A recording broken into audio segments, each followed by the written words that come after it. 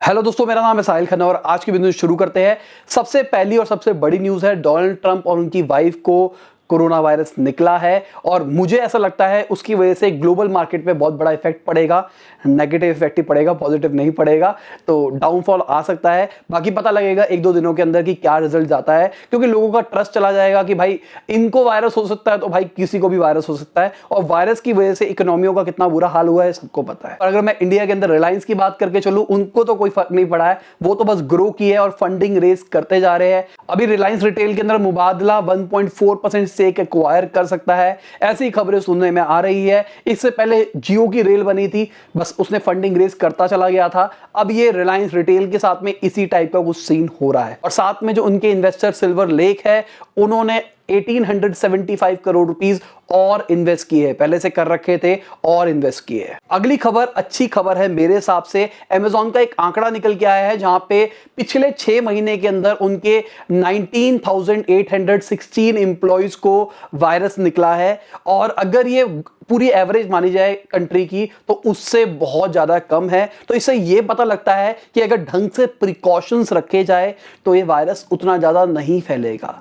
तो मास्क वास्क लगाओ, जितना प्रिकॉशन रख सकते हो उतना ज्यादा प्रिकॉशन रखो। हाँ, 100% हर चीज में तो प्रिकॉशन नहीं रख सकते, ये तो स्किज़ोफ्रेनिया वाली बात हो गई, पर जितना अपने एंड से कोशिश कर सकते हो कि बाहर का नहीं खाना है, मास्क लगाना है, कहीं बाहर जाना है, कोई सामान लाना है तो सैनिटाइज करना है, ये छोटे छोटे प्रिकॉशंस रखने की कोशिश करो। वायरस बहुत ज्यादा तेजी से बढ़ रहा है और लोगों का जो प्रिकॉशन मेजर था उतनी तेजी से घटता जा रहा है। अगली खबर लूज आइटम की सेल के ऊपर है। जैसे मिठाइयां हो गई, वो जो लूज बिकती है, अब उनके ऊपर भी एक्सपायरी डेट लगेगी। मैंने आपको बोला था कि गवर्नमेंट ने ये रूल पास किया है, अब 1 तारीख से ये शुरू हो चुका है। अब आप कोई भी बाहर सामान लेने के लिए जाते हो खुला, आप उसकी भी एक्सपायरी डेट पूछ सकते हो। अगली खबर H&M की है। उनका ऐसा कहना है लॉकडाउन की वजह से उनको बहुत ज्यादा नुकसान हुआ है। 2021 तक वो 250 अपने स्टोर ग्लोबली बंद कर सकते हैं। टोटल उनके 5000 स्टोर्स है। अगली खबर अनलॉक 5.0 की है। गवर्नमेंट ने कह दिया है मल्टीप्लेक्स खुल सकते हैं। इसकी वजह से जो मल्टीप्लेक्स बड़े बड़े चेन्स है उनके शेयर्स बहुत ज्यादा जंप कर रहे हैं। तो ये चीज होती है, अगर आप किसी चीज को फंडामेंटली समझ लो कि भाई अगर इस चीज के साथ में ये इफेक्ट पड़ेगा, तो आप आराम से प्रिडिक्ट कर सकते हो मार्केट को। अगली खबर पीएनबी से है। उनके साथ एक कंपनी ने फ्रॉड किया है। टेक्सटाइल कंपनी थी, सिंटेक्स इंडस्ट्रीज के नाम से उनका था, और तकरीबन 1200 करोड़ का उन्होंने घोटाला किया है। और अगर मैं इंडिया के 8 कोर सेक्टर्स को देखूं तो वो 8.5% कॉन्ट्रैक्ट हुआ है अगस्त के अंदर। पिछले साल से उससे अगर कंपेयर करके चल रहे हैं, कॉन्ट्रैक्ट होता जा रहा है। हाँ, लॉकडाउन खुलता जा रहा है, पर ये कॉन्ट्रैक्शन का पीरियड अभी भी चल रहा है। और साथ में गवर्नमेंट ने नेचुरल गैस के रेट को 25% कम कर दिया है। अब इसकी वजह से क्या इफेक्ट पड़ेगा, प्लीज कमेंट बिलो। मैं देखना चाहता हूं आप भी कितना दिमाग लगा सकते हो। यहां पे मार्केट में कुछ फर्क पड़ने वाला है, बहुत सारी कंपनीज को इससे फायदा होगा और किसी को नुकसान भी हो सकता है। कमेंट के अंदर बताओ कि क्या होगा 25% घटने से। और अगर मैं इंडिया की फैक्ट्री एक्टिविटी की बात करके चलूं सितंबर के अंदर, तो वो पिछले 8.5 साल में सबसे फास्टेस्ट तरीके से ग्रो कर रहा है। अब ये चीजें लग रही है कि भाई रिकॉर्ड टूट रहे हैं, इसलिए टूट रहे हैं क्योंकि पिछले के अंदर बहुत कम था। पिछले के अंदर अगर 0 था और आज अगर वो 5 हो जाता है तो वो 5 बहुत ज्यादा होता है परसेंटेज वाइज। तो आने वाले टाइम में जीडीपी के अंदर भी आप देखोगे इसी तरीके से उछाल आने वाला है कि हमारी जीडीपी इतने परसेंट बढ़ गई, भाई घटी भी उतने परसेंट है ना, वैसे ही बढ़ेगी। और साथ में अगर मैं जीएसटी कलेक्शन की बात करके चलता हूं सितंबर मंथ की, वो भी बड़ी है, पिछले 6 महीने में सबसे ज्यादा है। ये अच्छी खबरें हैं अगर मैं बात करके चलूं, ये दोनों की दोनों। क्यों?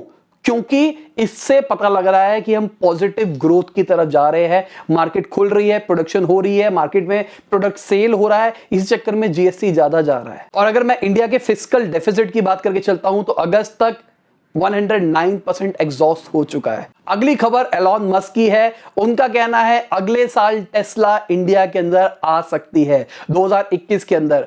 आप बताओ अगर इंडिया के अंदर टेस्ला आती है तो आप लेना पसंद करोगे या फिर नहीं करोगे? मुझे ऐसा लगता है कि शायद गवर्नमेंट इसके ऊपर सब्सिडीज रखेगी, जैसे इलेक्ट्रिक कार वार के ऊपर कुछ रहेगा, और ताकि लोग ले इस चीज को, और जो ड्यूटी शूटी लगती है उसको बचाने के लिए शायद इंडिया के अंदर भी कुछ प्रोडक्शन हब बन जाए, क्योंकि इंडिया के अंदर पावर है लोगों की खरीदने की। अगर मैं डायरेक्टली यूएस का प्राइस इंडिया के अंदर अगर हम कंपेयर करके चलते हैं, उस रेट के ऊपर अगर सीधा सीधा इंडिया के अंदर आ जाती है तो बहुत सारे लोग लेंगे। हाँ, अभी के टाइम पे इंफ्रास्ट्रक्चर तैयार नहीं है मेरे हिसाब से। क्योंकि आपको चार्जिंग स्टेशंस मिलेंगे नहीं। पर अगर टेस्ला वेस्ला आएगा तो सब कुछ प्लान करके आएगा। अगर मैं यूनाइटेड एयरलाइन की बात करके चलता हूं, वो अपने 32,000 एम्प्लॉयज को निकाल रहा है। अभी बात चल रही थी कि उनको गवर्नमेंट से कुछ रिलीफ पैकेज मिलेगा, फिर वो रुक गया, रुकने के बाद उन्होंने अपने एम्प्लॉयज निकाल दिए। 32,000 कम एम्प्लॉयज नहीं होते हैं। अगली खबर चाइनीज इन्वेस्टमेंट को लेके है।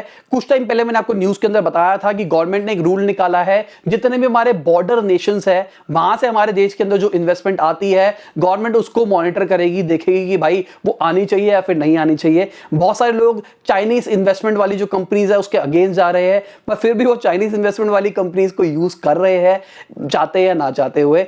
तो अभी गवर्नमेंट ने कहा है एक कमेटी बनाएंगे जिसके अंदर हम ये सारी चीजों को चेक करेंगे। तो अगर चाइना से फंडिंग नहीं आएगी तो कहां से फंडिंग आएगी? सुनने में आ रहा है गवर्नमेंट कुछ ना कुछ जुगाड़ बना रही है, जहां पे जो इंश्योरेंस सेक्टर होता है वहां से आपके पास पैसा आ सकता है। $2 बिलियन का फंड की बात चल रही है, तो शायद स्टार्टअप्स को इतना फंड मिल सकता है आने वाले कुछ टाइम के अंदर।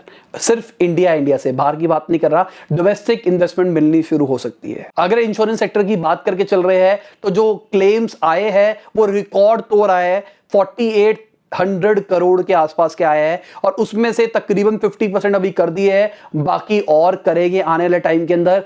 आने वाले टाइम के अंदर ये गलत चीज लग रही है मुझे, क्योंकि क्लेम सेटलमेंट रेशियो इज 95% होना चाहिए। अगर किसी ने अगर इंश्योरेंस ले रखा है तो इसलिए ले रखा है कि भाई उसको जब जरूरत पड़े तो हो, तो इतना डिले नहीं होना चाहिए। और ये मैं नहीं मानता कि तकरीबन 1.5 लाख के आसपास लोग हफ्ते पहले ही बीमार हुए होंगे, मुझे नहीं लगता। तो मेरे हिसाब से ये छोटी सी बुरी खबर है। हाँ, रिकॉर्ड तोड़ तो हो रहा है, सब कुछ तो हो रहा है, पर ये आंकड़े के अंदर मेरा एनालिसिस ऐसा निकल रहा है कि बहुत सारे लोगों को पैसा क्लेम नहीं मिल पा रहा है। अगर आपकी जान पहचान में कोई है जो कि हमसे अपनी स्टोरी कमेंट के अंदर शेयर कर सकता है तो प्लीज शेयर कि आपको किसी, जो भी आपने जहां से भी पॉलिसी ले रखी थी, आपको दिक्कत आई और आपकी पॉलिसी में आपको फायदा नहीं मिला। अगर मैं 2020 के अंदर पूरे इक्विटी फ्लो की बात करके चलूं, जितनी भी इन्वेस्टमेंट आई है उसमें से 45% इन्वेस्टमेंट सिर्फ रिलायंस लेके गया है। तो समझ रहे हो किस लेवल की इन्वेस्टमेंट रिलायंस उठा सकता है। बाकी सारी स्टार्टअप एक तरफ, रिलायंस के मुकेश अंबानी एक तरफ। अगली खबर जोमैटो और स्विगी की है। उनको नोटिस दिया है गूगल प्ले ने, और क्यों दिया है? क्योंकि आपको शायद पता होगा जोमैटो से अगर आप ऑर्डर करते हो तो उसके अंदर आप गेम वेम खेल सकते हो, और गेम वेम खेलना इज उनकी पॉलिसी के अगेंस्ट। तो इस चक्कर में उनके पास नोटिस गया है, तो अब शायद वो चीज रिमूव हो गई है। आईपीएल देखते हो तो आईपीएल के बीच में स्विगी की एड्स आ रही थी बहुत ज्यादा कि आप खेलते खेलते कुछ करो, ऑर्डर करो, आपको डिस्काउंट मिलेगा, पर शायद अब वो ऑफर्स नहीं मिलेंगे। देखते हैं, अब आईपीएल देखेंगे तो पता लग जाएगा। अब इस प्ले स्टोर के बवाल का तोड़ निकालने के लिए जितने भी इंडियन स्टार्टअप ओनर्स हैं वो सारे के सारे मिले हैं, और उनका कहना है कि भाई एक नया ऑल्टरनेटिव कुछ तैयार करना चाहिए प्ले स्टोर का। हाँ, गूगल प्ले स्टोर का ऑल्टरनेटिव तैयार हो सकता है, साइड लोड भी हो जाता है। जैसे कि अगर मैं किसी भी ड्रीम 11 की बात करके चलता हूं तो अगेंस्ट तो है, पर आपको अगर ड्रीम 11 डाउनलोड करना, उनकी वेबसाइट से आप डाउनलोड कर सकते हो, और एप्टॉइड वगैरह वगैरह बहुत सारी एप्स आती है, वहां से डाउनलोड कर सकते हो एंड्रॉइड के अंदर। पर दिक्कत आती है आईओएस के अंदर।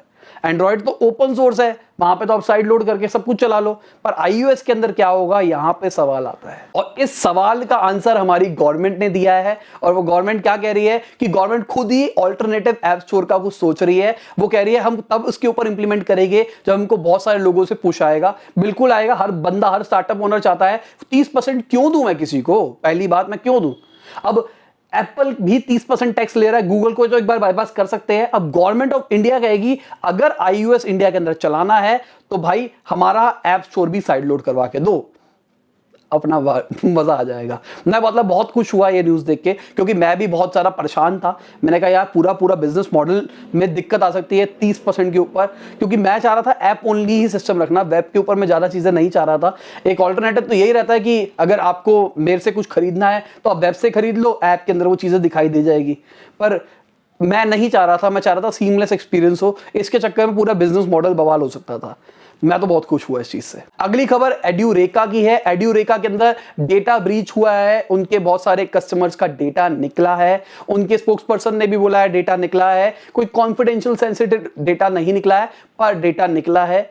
अब ये तो भाई मेरे को ऐसा लगता है आज के टाइम पे जितना डेटा ब्रीच चल रहा है, इस चीज का कुछ ना कुछ तो तोड़ निकालना पड़ेगा हर एक स्टार्टअप ओनर को, क्योंकि हैकर्स हमेशा ही आगे रह रहे हैं। अभी मैंने कहीं पे पढ़ रहा था क्लाउडफ्लेयर ने भी एपीआई के ऊपर कुछ निकाला है सिक्योरिटी का और उसको स्टार्टिंग में फ्री कर रहा है। तो मैं भी अपनी ऐप के अंदर उसको टेस्ट करके देखता हूं कि वो चीज है क्या। बस मैंने थोड़ा सा पढ़ा है, बाकी हम एग्जीक्यूट करेंगे तब मैं आपको बताऊंगा इस चीज के बारे में डिटेल में। अगली खबर क्योरफिट की है। क्योरफिट का जो क्लाउड किचन वाला एंटिटी है, अब वो कंपनी से अलग हो जाएगा, वो अलग तरीके से ऑपरेट करेगा। बेसिकली ये चाह रहे हैं कि एक मॉडल दूसरे मॉडल को लेके ना डुबाए। अगर जैसे अभी जिम बंद थे तो क्योरफिट का जिम वाला बिजनेस बहुत ज्यादा ठप था, क्लाउड किचन उसको चला पा रहा था। अब क्या हो रहा है, अब जिम खुलने शुरू हो रहे हैं तो वो बढ़ना शुरू हो जाएगा। तो अब इस एंटिटी को अलग कर दें ताकि एक दूसरे पे दोनों डिपेंडेंट ना रहे। अगली खबर टिकटॉक यूएस के अंदर है, उसके ऊपर जो बैन लगने वाला था वहां के कोर्ट ने टेम्परेरी उसको रोक दिया है कि अभी के लिए बैन नहीं है, अभी चलने दो टिकटॉक। अगली खबर ओपन एआई की है। जिनको नहीं पता, ओपन एआई ने एक सॉफ्टवेयर बनाया जो कि एआई बेस्ड था, जो कि अपने आप ही कंटेंट लिख सकता था। वो कि ऐसा लिखेगा कंटेंट जो कि असली लगेगा। वो अपने आप ही न्यूज क्रिएट कर सकता था जो कि फेक न्यूज टाइप की लगेगी और असली लगेगी। अब वो जो सॉफ्टवेयर था उसको लाइसेंस कर दिया गया है माइक्रोसॉफ्ट को। प्योरली माइक्रोसॉफ्ट ही उसको ऑपरेट करेगा और कोई नहीं करेगा। अब ये ओपन एआई जो कंपनी थी, इसके फाउंडर एलॉन मस्क थे। उन्होंने पहले भी ट्वीट किया था कि भाई ये बहुत खतरनाक चीज है, इसकी वजह से बहुत ज्यादा नुकसान हो सकता है। अभी भी वो क्रिटिसाइज कर रहे हैं कि हमने रखा था इसका नाम ओपन एआई, अब ये क्लोज एआई हो जाएगा। बेसिकली अब हमने सोचा था ये सबके लिए रहेगा, अब ये सबके लिए नहीं रहेगा। अब मुद्दे की बात बताता हूं, कोई अपनी कंपनी की बुराई क्यों करेगा। पहले ये इस कंपनी के पार्ट थे, फाउंडर की टीम के अंदर थे। फरवरी 2018 के अंदर इन्होंने अपने आप को बोर्ड से हटा दिया था। उसके बाद ये क्रिटिसाइज कर रहे थे उस चीज को कि भाई ये गलत है, गलत है, गलत है। और ये एक और रीजन है मेरे हिसाब से क्रिटिसाइज करने का, वो है बिल गेट्स। मेरे को ऐसा लग रहा है कि एलॉन मस्क सबकॉन्शियसली डिस्ट्रैक्ट कर रहे हैं उनके साथ में। क्यों कर रहे हैं, मेरे को ऐसा लग रहा है, आप खुद देखो, अगर मैं पिछली 3-4 न्यूज देखते हो, हर एक न्यूज के अंदर कहीं ना कहीं एलॉन मस्क ने कुछ ना कुछ तो बोला है बिल गेट्स के बारे में। कभी उनके बारे में कुछ बोलते हैं, कभी कुछ बोलते हैं। अगेन अभी माइक्रोसॉफ्ट के ऊपर बोल रहे हैं, वो भी बिल गेट्स का ही है। अगली खबर हाइक के फाउंडर की है। उनका कहना है इंडिया के अंदर सुपर ऐप नहीं चल सकती। मैंने आपको बताया था टाटा अपनी सुपर ऐप लाने वाला है इस साल के एंड तक। उनका कहना है कि ये नहीं चलेगी। चाइना जैसी कंट्री में चल सकती है क्योंकि वहां पे कंपटीशन नहीं है। बेसिकली चाइना के अंदर से चाइना की ऐप ही चल सकती है, बाहर की ऐप को सर्वाइव नहीं करने देती उनकी गवर्नमेंट। तो चाइना के अंदर ये चीज चल सकती है, इंडिया के अंदर नहीं चल सकती, उनका ऐसा कहना है। मुझे आप लोग बताओ, एक सुपर ऐप आप यूज करना चाहोगे या नहीं करना चाहोगे? होती क्या सुपर ऐप बता देता हूं। एक ही ऐप होगा, उसी ऐप से आप सारी चीजें कर सकते हो। उससे आप खाना मंगा सकते हो, उससे आप ग्रोसरी मंगा सकते हो, उससे आप फर्नीचर मंगा सकते हो, उससे आप कपड़े मंगा सकते हो। आपको जो भी चीज मंगानी है, आप इलेक्ट्रिसिटी बिल पे कर सकते हो, सारी एक ही चीज के अंदर हो जाएगी। शायद चैटिंग वाला सीन भी उसके अंदर डाल देंगे, व्हाट्सएप भी उसी के अंदर इंटीग्रेट हो जाएगा, यूपीआई भी उसी के अंदर इंटीग्रेट हो जाएगा। तो आप यूज करना चाहोगे या फिर नहीं, कि आपको सारी ऐप अलग अलग इंस्टॉल करनी है या फिर एक ही ऐप इंस्टॉल करके रखो, उसी के अंदर सब कुछ चलेगा। और इसी के साथ आज की बिजनेस न्यूज खत्म होती है। उम्मीद करता हूं मजा आया होगा। लाइक कर देना, शेयर कर देना, कमेंट बताना वीडियो कैसी लगी। बाय, गुड नाइट, शबा खैर, खुदा हाफिज, गुड मॉर्निंग, आफ्टरनून, जब भी आप वीडियो को देख रहे हैं।